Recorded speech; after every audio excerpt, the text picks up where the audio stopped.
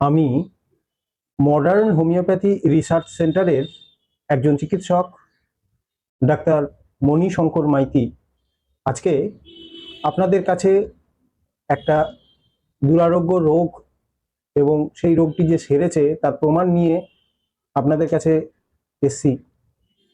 আপনারা দেখুন, সবার প্রথম আমার কাছে যখন রোগীটা আসে, ওনার প্রথম ভিজিট হয়েছিল 6ই ডিসেম্বর 2023। আজকে 1 মে 2026, অর্থাৎ প্রায় 2.5 বছর। এই ট্রিটমেন্টের মধ্যে রোগীটা আসে যখন, তখন রিউমেটয়েড আর্থ্রাইটিস নিয়ে আসছেন। শুধু রিউমেটয়েড আর্থ্রাইটিস নয়, সঙ্গে স্কিন ডিজিজ। ওনার পুরো কোমরটা রিংওয়ার্মে একেবারে ভর্তি, কালো হয়ে গেছে। চুলকোতে চুলকোতে জায়গাটা একেবারে ফাঙ্গাল ইনফেকশন হলে যেরকম হয় তাই হয়েছে। এন্ডোস্কোপি রিপোর্ট নিয়ে এসেছেন কর্পাস গ্যাস্ট্রাইটিস, থাইরয়েডে একটা নোডিউল, থাইরয়েড গ্ল্যান্ডটা ফোলা, এবং ultrasonography report thyroid nodule, thyroiditis. পায়ে একটা ভেরিকোজ ভেন, এনগর্জড ভেরিকোজ ভেন, এবং ডায়াগনোজড কেস অফ রিউমেটয়েড আর্থ্রাইটিস।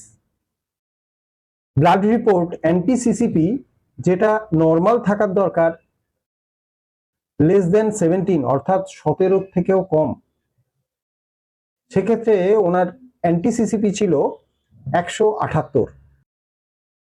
এবং এই রোগীটা হোমিওপ্যাথি চিকিৎসা করার আগে একটু ভালো থাকার জন্য বিভিন্ন অ্যালোপ্যাথি বড় বড় ডাক্তারবাবুদের দেখিয়েছেন। এমডি, ডিএম, নিউরোলজিস্ট, গ্যাস্ট্রোএন্টারোলজিস্ট এবং অর্থোপেডিক, বিভিন্ন ডাক্তার, একজন ডাক্তার নয়, বিভিন্ন অ্যালোপ্যাথি, বিভিন্ন স্পেশালিস্ট দেখিয়ে রোগীটা কোনো মতেই একটু ভালোর দিকে এগোতে পারেনি। সেই কারণে বাধ্য হয়ে, যখন অ্যালোপ্যাথি আর করতে পারছেন না, রোগীটা যখন বুঝতে পারছে যে তার অবস্থা খুব খারাপ, হাতের আঙ্গুলগুলো বেঁকে গেছে, হাঁটতে পারছেন না, তখন বাধ্য হয়ে হোমিওপ্যাথির দোরগোড়ায় আসে। আমরা এই মডার্ন হোমিওপ্যাথি রিসার্চ সেন্টারের, আমি একজন চিকিৎসক ডাক্তার মণিশঙ্কর মাইতি আমার কাছে আসে। এই 2.5 বছরের জার্নিতে আজকে উনি প্রায় সম্পূর্ণ রকমভাবে সুস্থ। ওনার হাতে বা জয়েন্টে কোনো ব্যথা নেই, স্বাভাবিকভাবে হাঁটা চলাফেরা করছেন, স্বাভাবিক কাজকর্ম করছেন। এখন থাইরয়েডের নোডিউলটা এখনো কিছুটা রয়েছে, তার জন্য ট্রিটমেন্ট চলছে। আর অন্য সমস্ত কষ্টগুলো উনি সম্পূর্ণরূপে ভালো আছেন। আমরা সরাসরি রোগীর কাছে চলে যাব, রোগী এবং তার ছেলে, আমরা জেনে নেব তারা কেমন করে এসেছিলেন এবং তাদের এই ট্রিটমেন্টে এখন তারা হোমিওপ্যাথি চিকিৎসায় কেমন আছেন। আমার খুব অবস্থা খারাপ ছিল। আমার অনেক এলোপ্যাথি ডাক্তার দেখিয়েছিল। আমার ছেলে, এই বড় ছেলে বসে আছে, এবারে সেই এলোপ্যাথি ডাক্তার, যে ডাক্তার, ও ডাক্তার দেখে দেখে আমি ওষুধ আর খেতে পারতাম না। এবার ওষুধ খেয়ে আমার মাথা ঘুরতো, আর এবার শুয়ে পড়ে থাকতাম। চোখ মুখ সব, মুখ হাত সব ফুলে গেছিল। আর এবারে ডাক্তার বলে তোমার ব্যায়াম করতে হবে, তোমার এখানে তোমার ইয়েতে সারবে না, আর কি একটা বললো। তো প্রথমে ওই অ্যালোপ্যাথি চিকিৎসা করার পরে দেখা গিয়েছিল যে টোটাল শরীর ফুলে গেছে, শ্বাসকষ্ট চলে এসেছিল। এবার লাস্ট পজিশন আসার পরে হাঁটতে চলতে পারতো না। আর সেক্ষেত্রে ডাক্তার বলেছিল এমআরআই করার জন্য।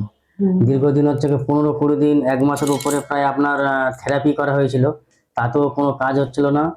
আবার লাস্টে ডক্টর এমআরআই করার জন্য লিখেছিল। তো আমি আবার চিন্তা ভাবনা করে দেখলাম যে কি হবে, আর তো কিছু করার নেই।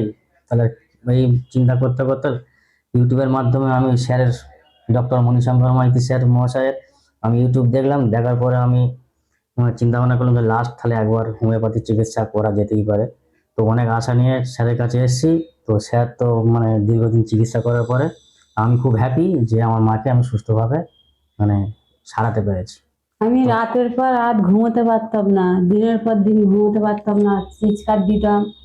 তারপরে খাওয়া ঘুম ছেড়ে গিয়েছিল আমার। এবারে আমি খুব কন্ডিশন খুব খারাপ, এবারে যেখানে বসেই পড়তাম। এবারে আমার ছেলেরা খুব চিকিৎসা করে করে দেখে তখন এবারে বললো অ্যালোপ্যাথি দেখে দেখে বললো হবে রে মা, তুমি চলো আমি ওইখানে নিয়ে যাই।